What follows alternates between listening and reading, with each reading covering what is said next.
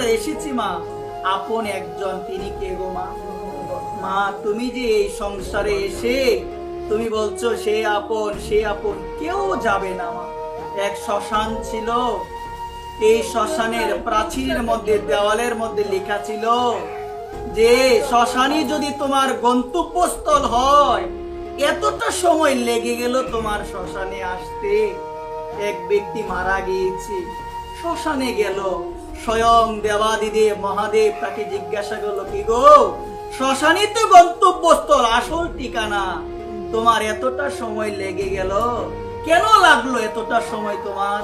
বলছে এই সংসারের জন্য, এই অর্থের জন্য, এই অর্থের পিছনে দৌড়াতে দৌড়াতে আমার 80টা বছর চলে গেল। বলছেন তাহলে যে অর্থের জন্য সময় চলে গেল, এই অর্থগুলো একটু আমাকে দাও, আমি একটু সেবাতে লাগাই। বলছে অর্থ তো আমি আনতে পারি না। বলছে যে অর্থ তুমি আনতে পারো নাই, সেই অর্থের জন্য তুমি সারাটা জীবন দিয়ে দিলে।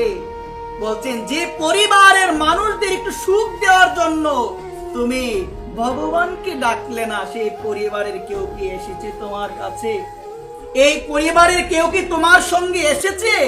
তোমার গন্তব্যস্থল শ্মশান, এতটা সময় লেগে গেল, তুমি তো যাদের জন্য দিতে পারলে না, কই তারা তো কেউ এলো না তোমার সঙ্গে। ছেলে বলো, অর্থ বলো, কেউ তো এলো না মা। জগতের মধ্যে আমাদের দ্বারা যে পাপ হয়, এই পাপের অন্যতম কারণ হলো অর্থ। নাম কি গো মা? অর্থ। এই অর্থের কারণে হয়। আপনি প্রশ্ন করবেন, যার অর্থ নাই সে কি পাপ করে না? অবশ্যই করে। মন দিয়ে শুনবেন, এই জগতে যে পাপগুলো হয় অর্থের জন্য প্রথমে হয়। অর্থ না থাকলে কেউ মদ খেতে পারবে না, অর্থ না থাকলে কেউ জুয়া খেলতে পারবে না, অর্থ না থাকলে কেউ অবৈধ সঙ্গ করতে পারবে না। সমস্ত কিছু অর্থের জন্য হচ্ছে। এখন তুমি আমাকে পরবর্তীতে প্রশ্ন করতেই পারো, বাবা, যার অর্থ নাই, যার অর্থ নাই সে কি করে না? অবশ্যই করে। কিভাবে করে? লোভের বশবর্তী হয়ে, লোভের বশবর্তী হয়ে খারাপ কাজ করে, লোভের বশবর্তী হয়ে নিজের বিবেককে নাশ করে অনৈতিক কাজ কর্ম করে। একবার অনৈতিক কাজ কর্ম করে মা। এখানে মানব জীবন পেয়েছি, কেউ যাবে না, একমাত্র আপনজন। তিনি কে? ভগবান। তিনি ভগবান মা। তিনি বসে আছে বিদায় তো কাকে বলতে পারে মা? এই প্রদীপটা যদি নিভে যায় হৃদয় থেকে, আওয়াজ দিয়ে বলো না, যদি এই প্রদীপটা হৃদয় থেকে নিভে যায়, এর আর কোনো অস্তিত্ব নাই।